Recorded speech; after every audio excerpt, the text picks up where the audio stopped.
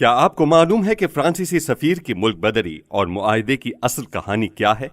کیا آپ جانتے ہیں تحریک لبیک یا رسول اللہ صلی اللہ علیہ وسلم فرانسیسی سفیر کی ملک بدری کیوں چاہتی ہے؟ کیا آپ جانتے ہیں کہ اس معاملے کو پارلیمنٹ میں قرارداد پیش کر کے قانون سازی کے ذریعے حل کرنے پر رضامندی کیوں ظاہر کی گئی؟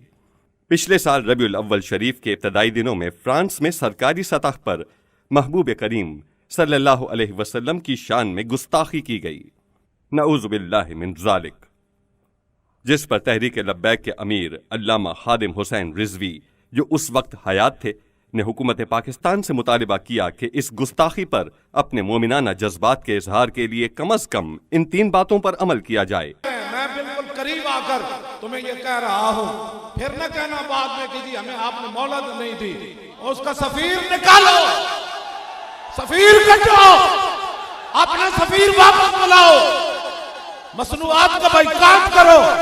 یہ معمولی سا مطالبہ ہے، اس مطالبے کی کوئی حیثیت نہیں۔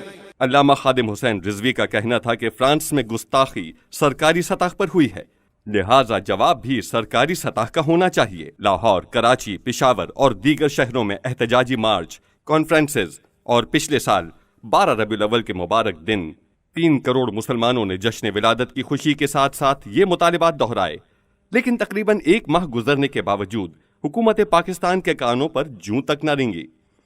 7 نومبر کو یہی مطالبات لے کر لاکھوں اہلیان کراچی امیر المجاہدین حضرت علامہ خادم حسین رضوی کی قیادت میں مارچ کرتے ہوئے ایئرپورٹ تا مزار قائد آئے، لیکن پھر بھی حکومت نے کان نہیں دھرا۔ بالآخر مسلسل پکار کے باوجود کان نہ دھرنے پر علامہ خادم حسین رضوی نے 15 نومبر کو لیاقت باغ تا فیض آباد مارچ کا اعلان کر دیا۔ 15 نومبر کو اعلان کے مطابق لاکھوں عاشقان رسول سخت پابندیوں کے باوجود لیاقت باغ پہنچے اور ہزاروں لوگوں کو راستے میں ہی گرفتار کر لیا گیا، لیکن یہ کارواں شدید ظلم و ستم سہتا ہوا آنسو گیس کی بارش میں بالآخر اپنی منزل کو پہنچا، جہاں 2 روز تک احتجاجی دھرنا دیا گیا۔ دھرنے کی پہلی رات حکومت نے نہتے مظاہرین پر شب خون مارا اور ہزاروں فورسز کے ساتھ دھرنے کا گھیراؤ کر کے گرینڈ آپریشن کا آغاز کر دیا، لیکن لبیک یا رسول اللہ صلی اللہ علیہ وسلم کی صداؤں اور جذبہ ایمانی کی وجہ سے حکومت کا یہ حملہ مکمل ناکام ہوا۔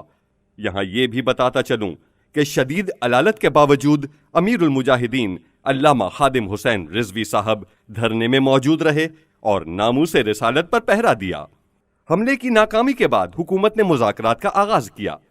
طویل مذاکرات کے بعد حکومت کی جانب سے 3 ماہ کی مہلت مانگی گئی اور کہا گیا کہ ملک بدری کا معاملہ پارلیمنٹ میں پیش کیا جائے گا اور پارلیمنٹ میں قانون سازی کے ذریعے فرانسیسی سفیر کو ملک بدر کیا جائے گا۔ اس معاہدے کے 2 دن بعد 19 نومبر کو امیر تحریک لبیک یا رسول اللہ صلی اللہ علیہ وسلم پاکستان علامہ خادم حسین رضوی رحمت اللہ علیہ کا وصال ہو گیا۔ انا للہ و انا الیہ راجعون۔ علامہ صاحب کا جنازہ 21 نومبر کو ان کے بیٹے صاحبزادہ سعد حسین رضوی نے آزادی چوک مینار پاکستان پر پڑھایا اور جنازے میں غیر ملکی میڈیا کے مطابق کروڑوں لوگ شریک ہوئے۔ اس موقع پر نائب امیر تحریک لبیک یا رسول اللہ صلی اللہ علیہ وسلم پیر سید ظہیر الحسن شاہ صاحب نے اعلان کیا کہ شورا کے اتفاق سے آئندہ تحریک کے امیر صاحبزادہ سعد حسین رضوی صاحب ہوں گے۔ جنازے کے اجتماع اور علامہ صاحب رحمت اللہ علیہ کے چہلم پر مسلسل تحریک کی قیادت حکومت پاکستان کو وعدہ یاد کرواتی رہی اور بار بار بتایا گیا کہ 17 فروری تک ہمارا معاہدہ ہے، لہٰذا فرانسیسی سفیر کو پارلیمنٹ کے ذریعے ملک بدر کرو اور ہمارے معاہدے پر منعن عمل کرو۔ لیکن 3 ماہ تک خواب خرگوش کے مزے لینے والی حکومت نے معاہدے پر عمل درآمد کی مہلت ختم ہونے پر ملکی حالات کا بہانہ بنا کر مزید 3 ماہ کی مہلت مانگی۔ مسلسل مذاکرات کے بعد وزیر اعظم عمران خان کا وعدہ پورا کرنے کی گارنٹی کے بعد تحریک لبیک یا رسول اللہ صلی اللہ علیہ وسلم نے 2 ماہ کی مزید مہلت دے کر معاہدے کی دوبارہ توثیق کر دی۔ معاہدہ ہو گیا کہ جو انہوں نے اپنی ڈیٹ دی تھی یہ فیبروری کی، یہ چلی گئی اب 20 اپریل کے اوپر، اور 20 اپریل کے بعد معاہدے کے تحت ہم پارلیمنٹ کے اندر یہ جو ان کی ڈیمانڈز ہیں وہ رکھ دیں گے۔ 50 دن مزید گزر گئے مگر کسی طرح کی کوئی پیش رفت نہ ہوئی۔ 10 اپریل کو تحریک لبیک کی مرکزی شورا کا اجلاس ہوا، جس کا اعلامیہ تحریک کے امیر نے پڑھ کر سنایا اور اعلان کیا کہ حکومت اپنا وعدہ پورا کرے اور ان 10 دنوں میں اپنی نیک نیتی ظاہر کرے۔ بصورت دیگر 21 اپریل کی تاریخ لگتے ہی ہماری معاہدے کی مدت ختم ہو جائے گی اور ہمیں احتجاج کی طرف جانا پڑے گا۔ اجلاس کا اعلامیہ آتے ہی اگلے روز حکومت نے علامہ سعد حسین رضوی صاحب کو گرفتار کر لیا اور معاہدہ توڑ دیا۔ صاحبزادہ صاحب کی گرفتاری پر عاشقان رسول کو یہ یقین ہو گیا کہ حکومت تحفظ ناموس رسالت کے لیے کیے گئے وعدے کو پورا نہیں کرنا چاہتی، اسی لیے توڑ دیا گیا۔ لہٰذا ملک کے طول و عرض میں احتجاج شروع ہو گئے۔ احتجاجی مظاہرین کے مطالبات پر کان دھرنے کی بجائے پوری طاقت لگا کر مظاہروں کو کچلنے کی کوشش کی۔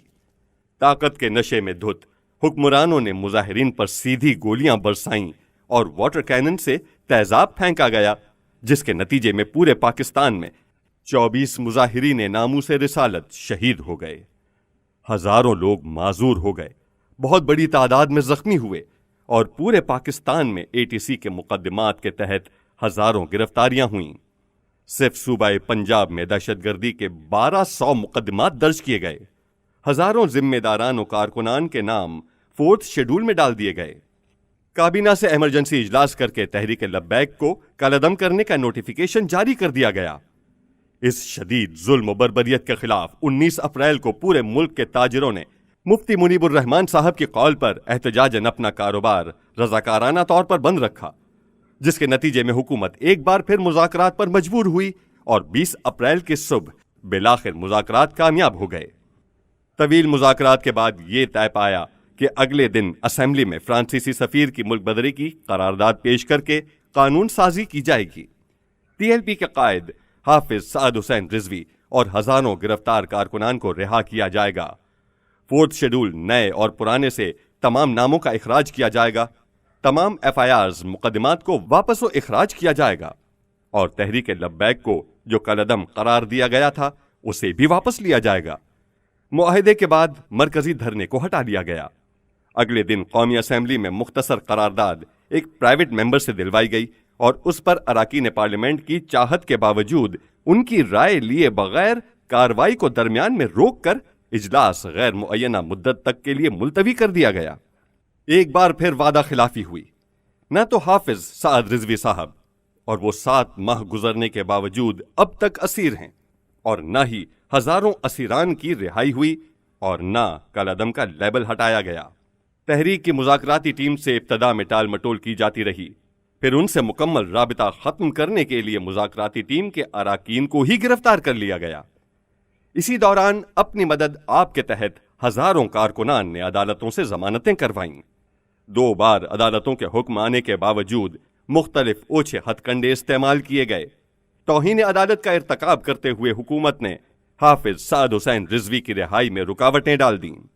تیسری بار پھر تحریک لبیک کے حق میں عدالتی فیصلہ آیا اور تحریک کے امیر کو فوری رہا کرنے کا آرڈر جاری کیا گیا تو پورے ملک کے ذمہ داران اور کارکنان میں خوشی کی لہر دوڑ گئی اور ملک کے طول و عرض سے عاشقان رسول صاحبزادہ صاحب کے استقبال کے لیے لاہور میں جمع ہوئے۔ لیکن پورے پاکستان کی حیرت کی انتہا نہ رہی جب ہائی کورٹ کے احکامات کو بھی انتظامیہ نے ردی کی ٹوکری میں ڈال دیا اور صاحبزادہ صاحب کو رہا کرنے سے انکار کر دیا۔ 1 ربیع الاول سے مسلسل 11 روز تک پاکستان بھر میں روڈوں کے کنارے کھڑے ہو کر ہزاروں عاشقان رسول نے حکومتی بدعہدی، عدالتی احکامات نہ ماننے کے خلاف اور معاہدے پر عمل درآمد کروانے کے لیے احتجاج کیا۔ اس کے باوجود حکومت نے TLP کی قیادت سے کوئی رابطہ نہ کیا۔ بالآخر کسی طرف سے کوئی سنوائی نہ ہونے پر 19 اکتوبر کو جشن عید میلاد النبی صلی اللہ علیہ وسلم کے جلوس کے بعد مسجد رحمت للعالمین لاہور کے باہر ہزاروں عاشقان رسول نے عدالتی احکامات پر عمل درآمد کے لیے دھرنا دیا اور حکومت کو 2 دن کا وقت دیا گیا کہ فوری طور پر عدالتی احکامات پر عمل کیا جائے اور ہم سے کیے گئے معاہدے پر منوعاً عمل کیا جائے، ورنہ 21 اکتوبر کو اگلے لائحہ عمل کا اعلان کر دیا جائے گا۔